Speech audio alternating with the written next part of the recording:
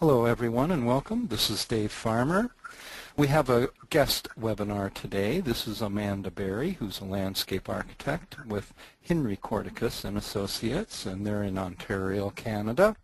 And what she wants to do is tell her story of how she's used templates in her office, and I thought that would be a real valuable thing to share with other people because it's not something that we commonly get into, but templates can be a very powerful tool in helping you to not have to reinvent the wheel, so to speak, with every project. And they have ways they can be used, and I like to see how other companies have used these things.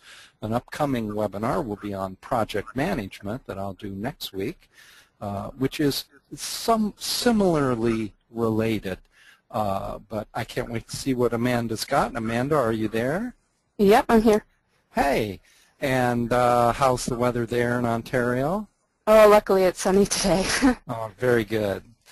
We're going to now turn it over to you, and I want to remind everyone if they have a question, they can type it in at the part of this GoToMeeting that has the question box, and I can now see your screen, Amanda.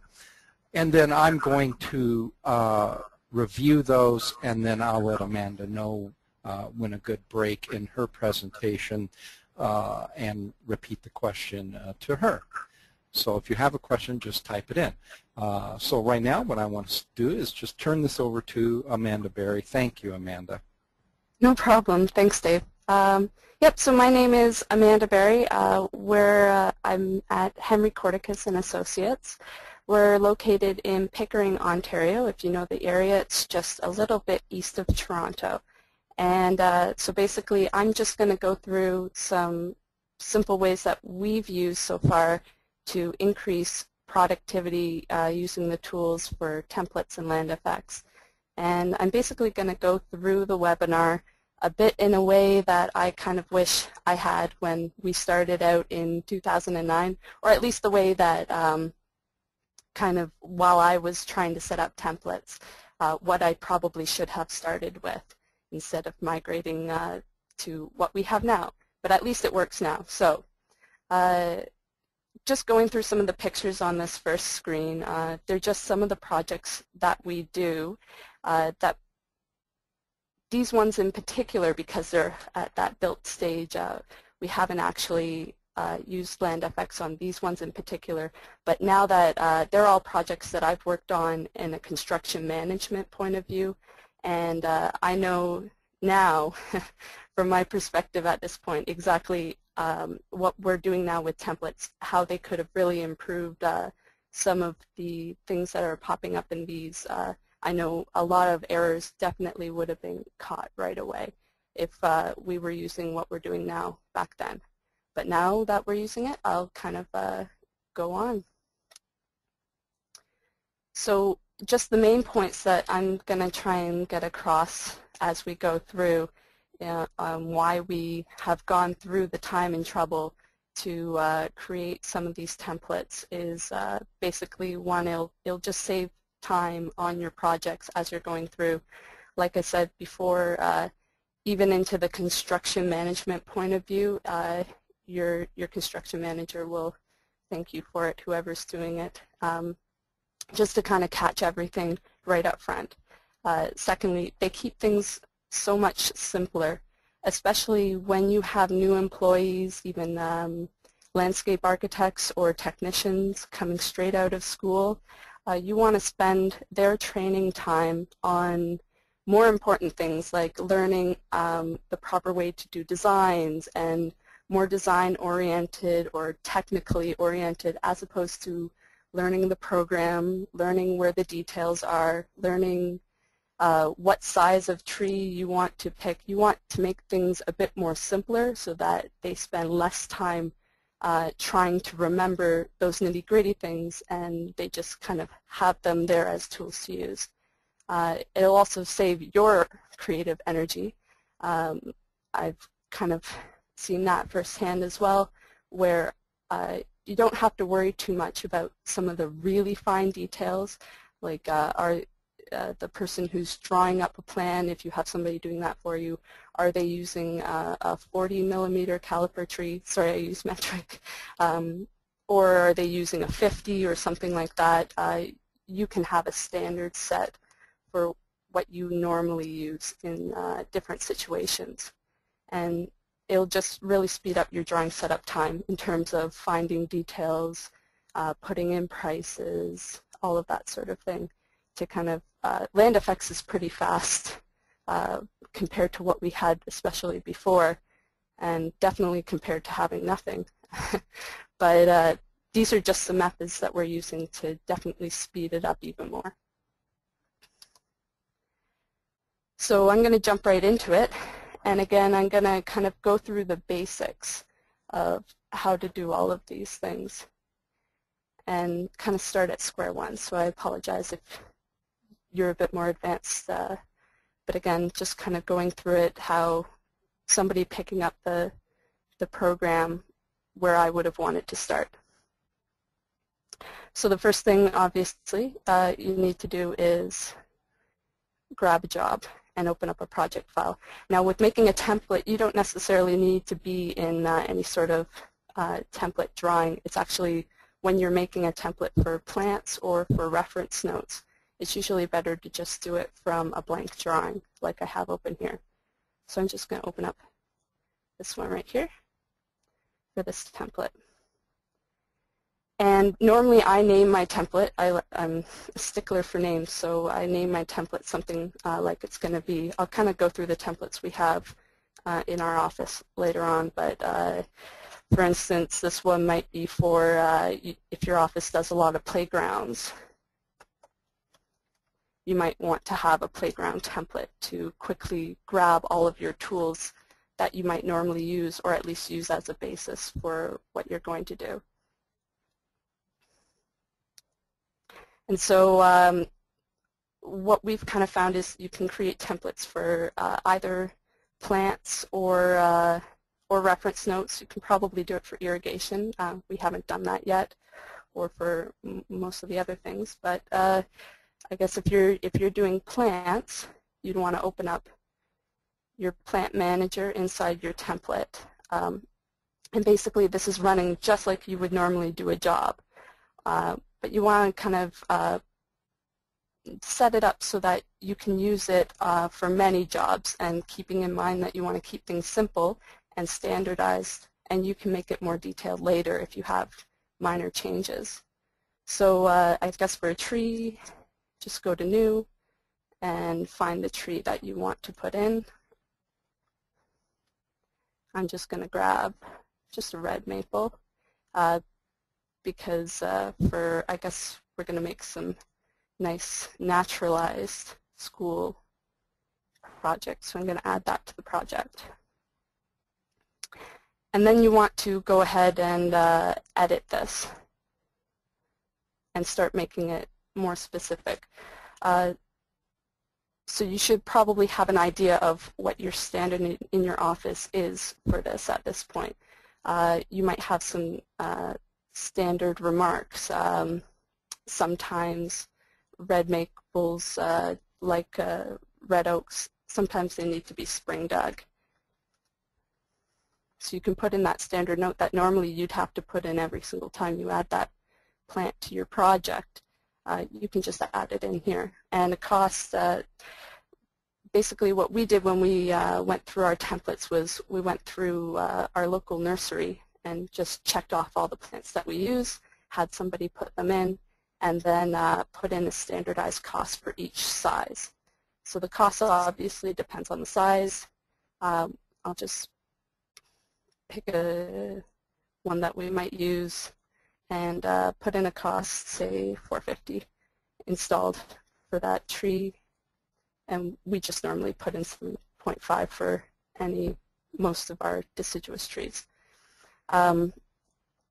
Pick the symbol that you prefer to use. For caliper trees, our office prefers to use alphanumeric symbols, actually. And I found that the 6-letter name for the alphanumerics is a little bit long, so I usually shorten the 6-letter name to 3 when I use the alphanumerics.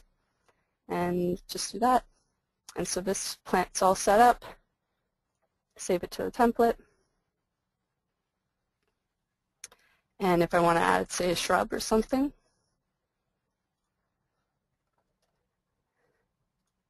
I'm just going to add in a cedar, add to project. Now this is one of the main reasons actually that we created the template was especially a lot of the times we don't call it American Arbor Vitae,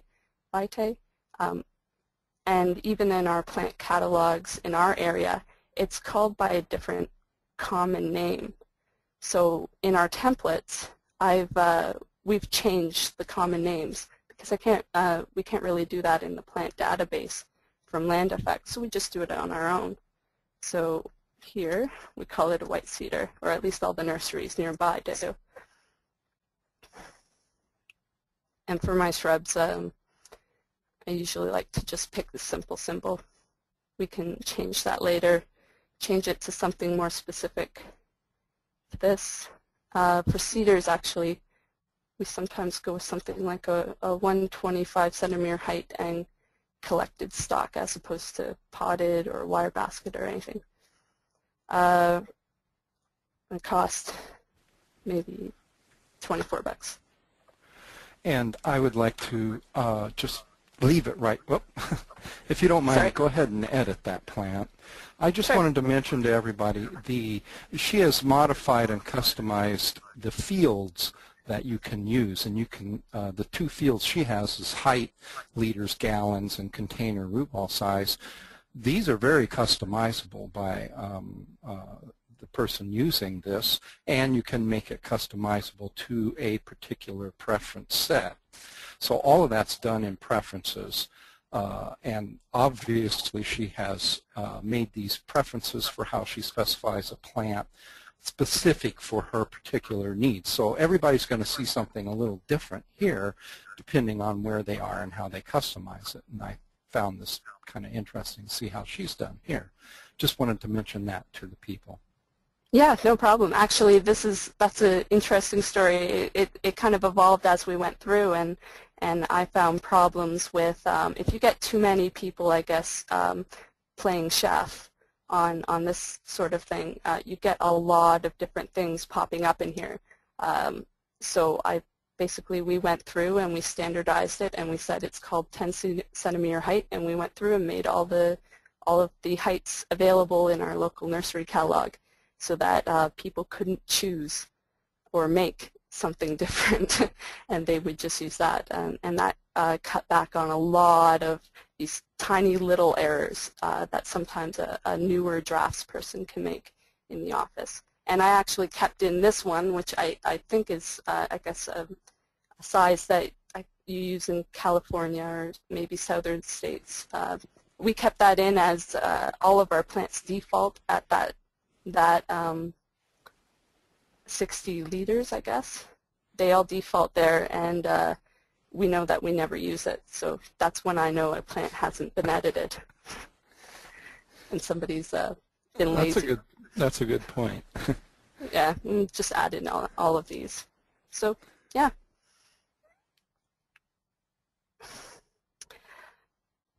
So I guess, what you can also do is, and you should do when you're setting up your template, is also set the detail, and if you want, set the photo.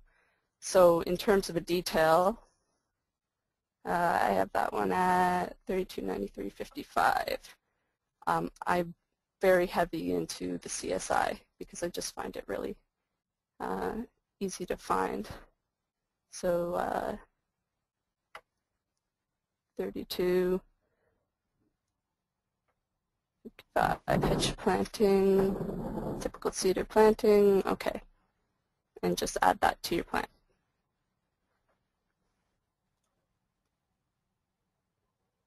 And I would do that with my tree as well. And again, assign a photo if you want to. That way, every time that tree comes up, you're not leaving it to the whim of whoever's choosing the photo. Obviously, you can always change the photo later in your specific project when you get there. You don't have to stick with whatever we're choosing here. You can take these and then change them however you want once you bring them into the project. These are just your standards that you want people to base everything that they're doing on it. So. And that's about it. The other thing that you can also do, which can probably make your life a little easier as you're starting your templates, because having somebody go through and click new, add your plant in, set everything, that's all great, but you've probably already done a lot of projects where you have things set the way that you want it, so you can just go through and start importing from whatever park project that you already have and just grab them, put them in, and maybe make some minor changes to set it to whatever standard that you want. And the other thing that we've been using is reference notes in templates. So basically we just go in here, you go to new, and set up everything exactly the same. So I'm probably gonna, sorry, I'm just gonna make a really quick one for kind of an example that I'm gonna do a little later on. It's a reference note I don't actually have in my normal template. And this one it's just a tree stump that we're going to put down as a seat in a playground. And I found that one of our rock things kind of looks like a stump, so you can use that and obviously add your own blocks into there and assign it to your reference notes in your template. And again, with CSI, we've kind of gone a little further with that, and I try and standardize the number, especially with your reference notes. You kind of need to standardize the number because as you import, they're going to keep that number. I'm not sure if you just name them 1, 2, 3, 4, if they keep adding up as you add them in. I haven't actually tested that. But in order to keep them all in the same rows that you want when you go to your schedule, we've decided to set standardized numbers and found that going with CSI for numbering them worked the best. So for this one, I just have a 1293, so 12 is for furnishings because it's going to be a seat, 93, and just for this purpose I picked 57 because that happened to correspond with some of my subheadings.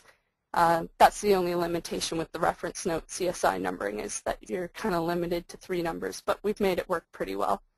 And probably for a stump, maybe 25 bucks. It'd probably be cheap. And then again, set your detail. So you can see as we've been setting details to the plants, it's been adding those details into this template project. And that's important for later because when you import and you use these template items, it will actually import these details into your project.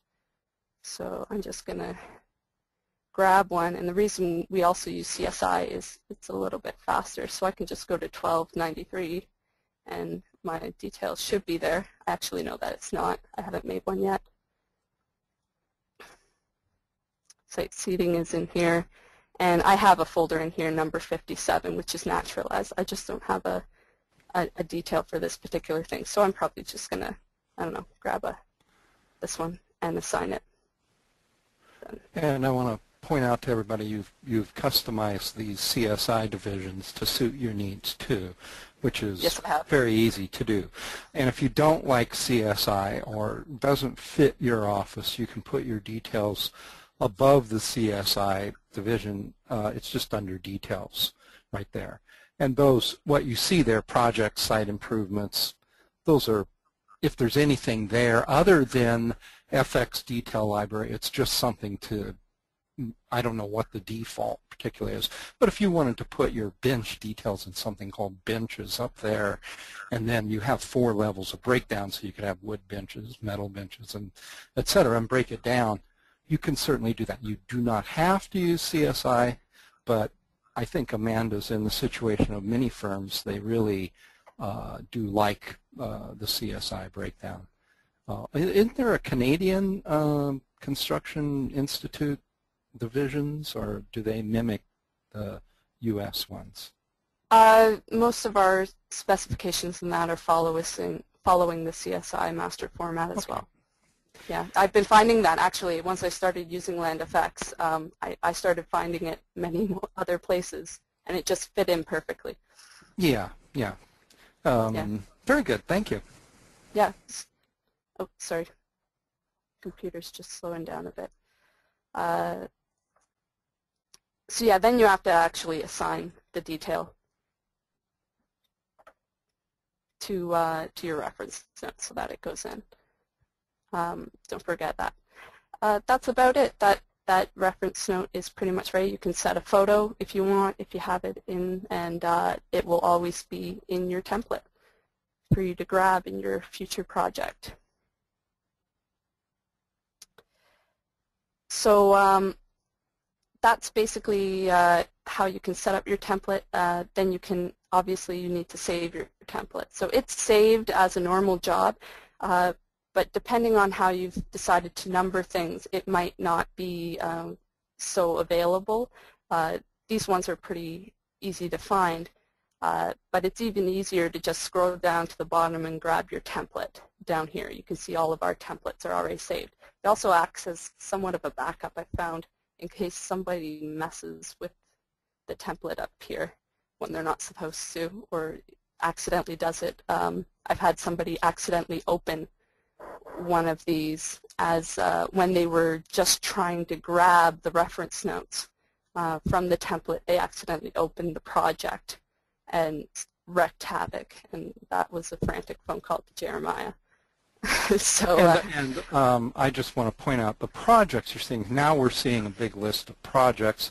As she scrolls all the way down, those are templates. But every template starts as a project.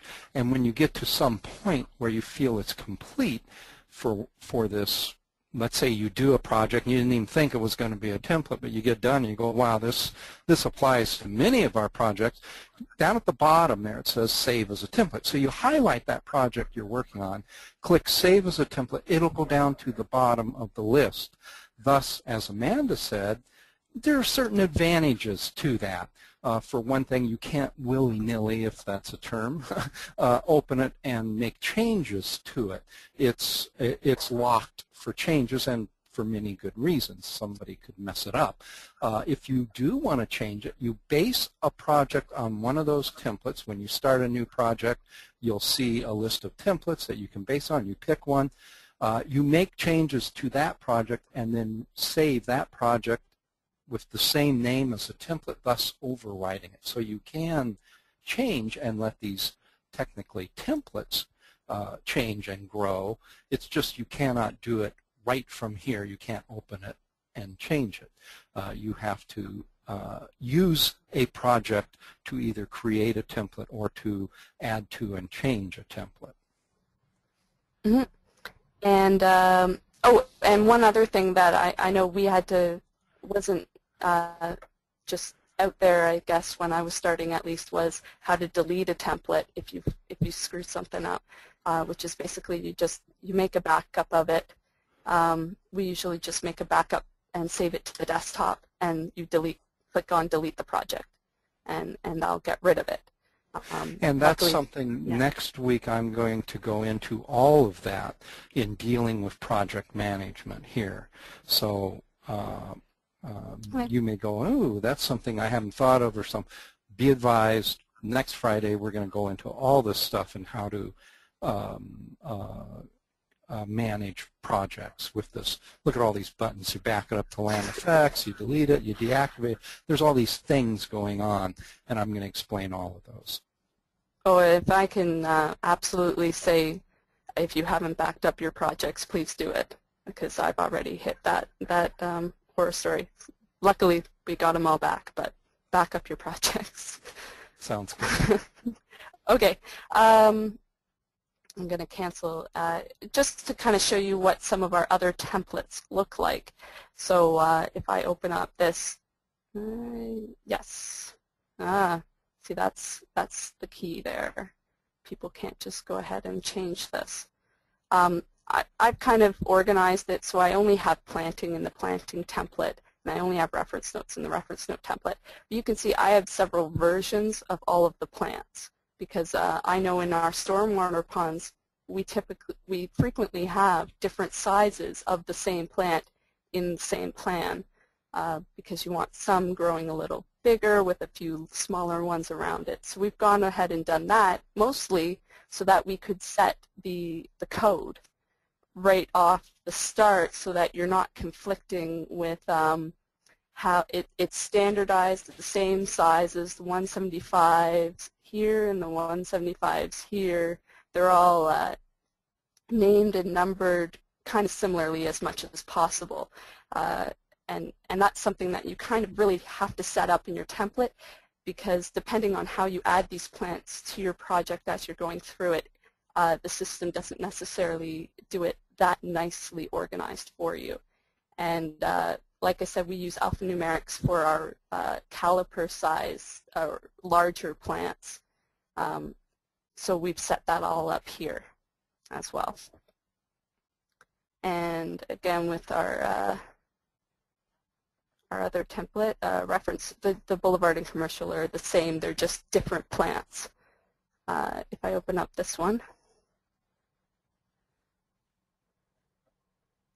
and go into Ref Notes as it opens, you'll see how we've done our numbering. And again, one of the biggest drives towards going into and setting up all these templates is to standardize the numbering and to standardize what we're saying in the project because different people say things different ways, and as you get more and more people helping you draft, you find it starts to take on a life of its own. And again, we can assign the details so that everything's set up and everything works well. And these are actually specifically worded so that we can quickly pull them into a bid sheet, and they're usable as they are right now. So less typing, it all goes faster. And you can see the detail to the right of the note. You know, the detail number was indicated on there. So you can see who has a detail and who doesn't of these. And it's pretty specific. You can find that specific detail if you go, what does that look like? It's filed right there under, you know, Division 31, and you just nail it right down till you find that exact detail if you wanted to look it up. Pretty cool. Mm-hmm. And I guess the last thing I just wanted to do was kind of put this template, this mini template that we've pulled together to a bit of use. So I just have a really simple drawing here, and it has nothing in the reference note. Should have nothing.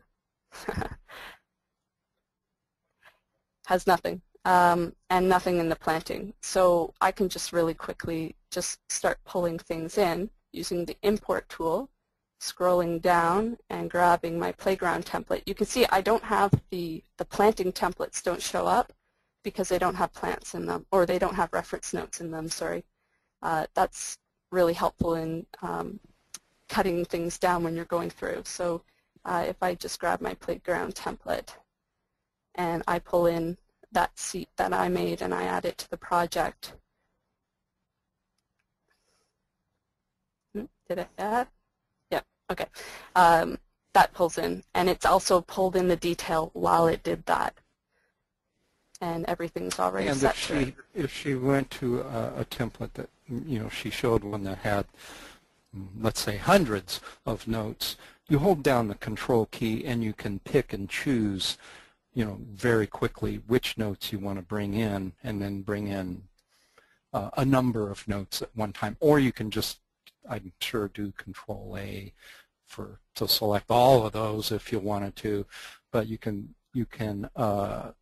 pick just specific ones. You kind of scroll through it, hold down your Control key, and just go, I want this one, I want this one, I want this one, and it'll come in, and of course bring the detail with it. Mm-hmm. And actually, I think something that I asked Jeremiah to do, which he did, was you can see the names of some of mine are cut off. He added a little hover so that you can see the full name of it. That was really cool, I thought. I always like it when I make a suggestion and it happens. It's always fun. Cool feeling. So yeah, like he said, you can go through and grab a few. Here I have another one that I was just going to pull in, 32, 31, 26.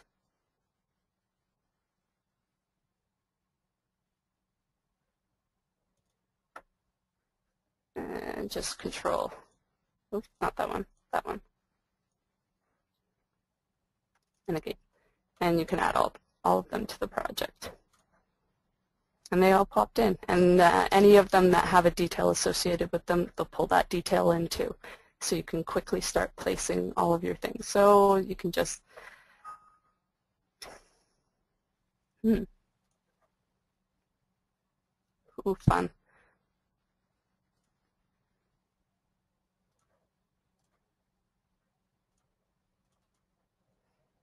Of course, something has to go, right? Well, I think you're in paper space, right? Oh, I am. And the thing you're putting in is, you know, whatever, 2 feet. Are you putting in your tree stump thing? Yeah. Here, we'll go into, yeah. Sorry, it's, as it just, technical difficulties. That's okay. We'll try this again, place. There we go. So yeah, you can put in a few of these. And I had also just grabbed this, and you can just place your sod in. That's what I didn't do. I always sometimes forget to do. I didn't set my scale. If I can just, it doesn't matter too much. But yeah, as you start placing that in, you can start for the fencing, actually, if you have any fencing in a reference note that you've pulled in from a template, obviously you need to first set, you have to go in and edit, and this is what I mean by these are just standards. You can still edit it. You might have, it's a decorative metal fence, maybe it's a green color, and possibly it's a slightly different detail than the standard that you've set because they come in a lot of different designs. You can change that here. You can change the cost. It's not just because you've made a template doesn't mean it's set in stone. And then this is set as a length, so you'll have to set the layer for everything else to work. LSVP fences. And just set up that. And then same with plants. You can just pull them in. I've got my tree. I'm going to place that. That's what I'm doing wrong. On that side of the paper space again. I should really be doing this in model space.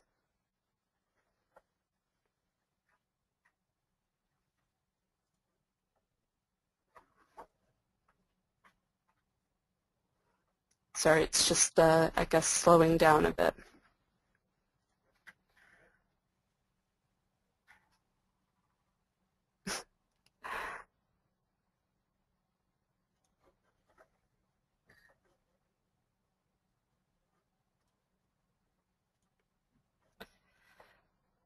So we've got a few things placed. You can start calling them out with your detailed callouts as well. Normally I just go and place the detail first. I don't think I've set up sheets in this project yet, so we'll just really quickly go through with that.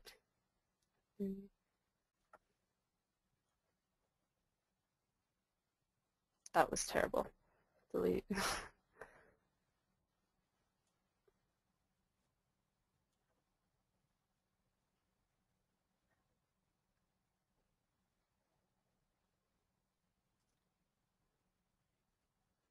There we go. Much better. And then once you go into your detail, like I said, they're all here, ready for you to just start placing them. including the planting details that we set in. So oh, this is where it's asking me to put in the sheet. So LD1 and details.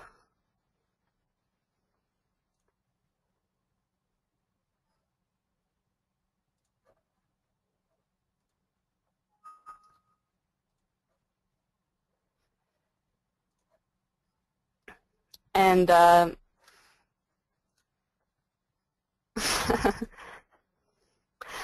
so I'm just, the computer's getting a little bit bogged down. It's not one of our regular computers. It just happens to be in a quiet corner of the office. But you can probably see just from this how quick it's going to be to just, all of your details are here. You don't even need to go fishing for them or even remember where they're saved. They're all already here. You can just start placing them all in and really quickly get a drawing together in, well, we've only taken about probably about 10 minutes so far. It probably take maybe half an hour to pull everything together to a point that you're just, all you need to really do is place some notes. And the last thing that I kind of wanted to cover just with this project was the cost estimate and how we go about that. I do have, to interrupt a little bit, I do have a question from Joseph. It said, did Amanda's company create these details or are they from Land Effects? This one is actually a labor of love with our company itself, where we've taken details from several municipalities, as well as we have several in-house arborists actually, and we've created this detail. This is not a standard Land Effects detail. This is actually an interesting one actually that we're trying to push, is using more wood stakes and something like hemp rope. I'm sure you've all seen the trees where they've left the wires. This is just to give it enough support while it's growing and then kind of lose that support when it's supposed to lose it. But yeah, that one's specific to us. Any other questions? No? Oh. Sorry, Dave, I think I froze there. Were there any other questions? No, there aren't. There aren't any other questions so far. Okay. I was just mentioning, but I had pushed the wrong button, that I felt that detail looked like it was real thorough and covered what, like you say, I know with my details they sort of evolve. Something comes up and you go, oh, I'm going to catch that next time, so you get it in there, and that looks pretty cool. Yeah, and it's also basically another one of those things where it's more for the person reviewing the project too, right? To keep it standardized that way, so that when a contractor asks a question, it's nothing. You have something to fall back on. You know the answer because you've seen it a few other times before, with maybe a tiny little change to make that project unique. That's what we've been really pushing, is to standardize things so that it's a bit, it takes the guesswork out of the places that don't need guesswork. That's basically it. So yeah, taking this all to a cost estimate. So for this project actually, we have a cost estimate template in Excel that, that we use. And that's basically how we pull it all together. This one, I've set it up specifically as a bid sheet because this project doesn't need to go through the cost estimate phase of, say, a site plan. So this is our template for how we do it if it's just going straight to tender for a contractor to put in all of their prices. And then we've just put in prices to kind of cost estimate. So I've already got a lot of our items in here, but how we kind of go about that and getting it from the project over to there is going through here. So if I go to Project Plant Manager and schedule in here, Now I make a few changes when I get to this point. So obviously I'm going to put it to a spreadsheet because I want to put it to a format in Excel that's the same, so the same format as my cost estimate. What I normally do though is I take out the names in separate columns so that they kind of go together because I only have one column in my cost estimate template to put it in. I want to include the cost, and I actually don't put the quantity before the name because that's not how it is in my template. It just makes it easier for me. The rest of this, it doesn't really matter too much for me, so I just press OK, and it spits it out over here. And this just puts it in a nice format for me. I know that we haven't really gone to the point, and I would like to, of having it so that this actually imports straight into something like this. I've heard rumors that it might, but I'm not entirely sure. It's a little tough, and we've tinkered with that. It's just kind of tough. My philosophy is if you do an entire planting plan, and you can assign costs two ways, either individually to each plant or that have kind of unique costs, or you can take a container size and say all, let's say, trees that are of this container size will get a certain unit cost, and then tinker with them either individually when you edit the plant, or when you run the spreadsheet you can look it over and you go, oh, this guy was a standard cost, I'm going to bump him up or down or whatever. But my philosophy is you do a whole planning plan. In one way or the other you've assigned a cost to it, and you have a tool to manipulate numbers then in a spreadsheet. And if it isn't quite formatted just right, well, I wish we could do it a little better, but. Oh,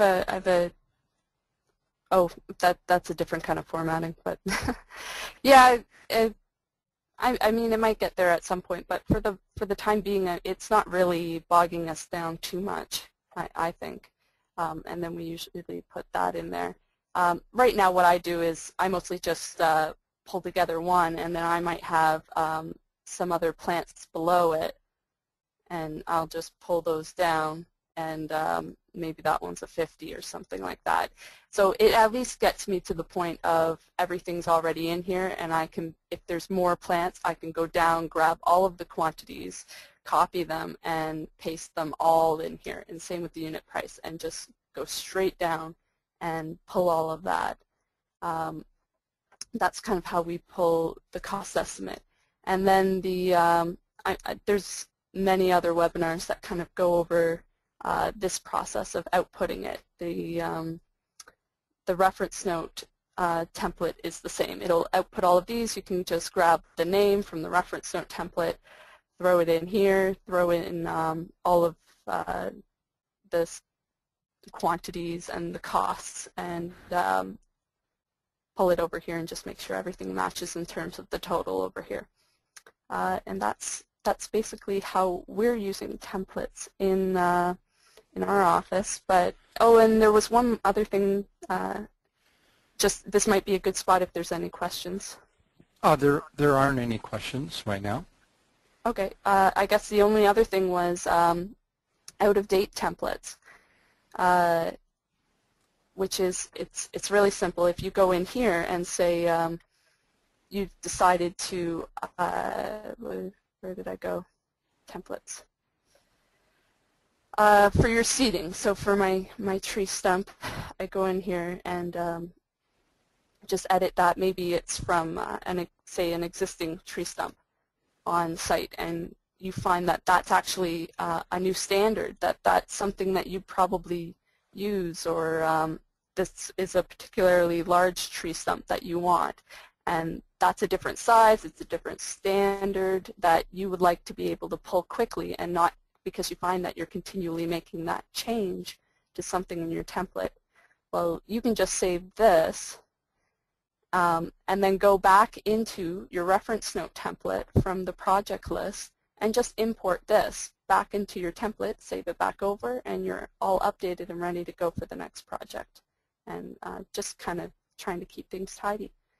And yeah, I that's think about templates, I think the idea of templates is that they grow, mature, get better. Yeah. Yeah, as you could probably see from the list that we had, it was pretty long, but it was, we just threw all of those in there, and then as we go, we're assigning details to those reference note template items. We're adding more prices, we're adding that as we go. So we set up something to begin with, and then eventually flush it out as we go along, because it's tough, especially in this economy, to assign all of your time to making a template all at once. And usually you'll make a mistake if you try and do it that way anyways. That's everything I had to cover then. And I want to reiterate that next week we're going to do project management, which touched on this, and we were talking about what else to do on it, and I think we're going to, Jeremiah just got back from Seattle area visiting a number of firms, and one thing he found out relating to this template is why not set it up so that you in essence use a template and you just place things, whether it's paving or objects or planting, and then you go, what's the quantities and how much is it going to cost to install this, and have that without worrying about it. It's all there. But in order to get that, you have to organize ahead of time, much like Amanda has done here, and be thinking about detail association and costs and all that stuff. You think ahead of time, and later it's going to pay off really big to where you can just go, I need to do this, that, and the other, do, and then just generate a report that says, here's your cost, here's your quantities, etc. So that relates to what Amanda's been doing in terms of automating that particular process, and we'll go into that next week a little more, because I think it's quite interesting. Mm-hmm. Yeah, and just basically get to the point where it's the computer slowing you down as opposed to your process. Well, and the point you said, which has resonated with me, was to not sweat the little details. I call it the minutia. In the past, we've worried so much about the minutia and getting, counting plants correctly and getting quantities correct and all this stuff, that we don't have enough time. We really wouldn't. If you're bogged down in minutia, what do you have less time for? The big picture thing. And my theory is focus on the big picture, do more research, do more input into the design, spend more time there, and then just click a button and let the computer do the minutia, So that's my kind of general theory too. Yeah, that works. Well, if that's all, I do want to thank you so much, Amanda, and I do encourage other practitioners out there who have a story too. This was just a story on how she works that she wanted to share with fellow practitioners, and if you have some story you want to share that you think would be of value, man, we encourage that a lot. And I always say, the people who do this are very selfless and willing to contribute to the profession as a whole. So, that's a real positive thing. And I want to thank Amanda for donating her time organizing this for you to help communicate this. So if you want to do that too, please let us know. And thank you so much, Amanda. Oh, thanks, Dave. And I want to wish everybody a great weekend that's coming up. And we'll see you next time.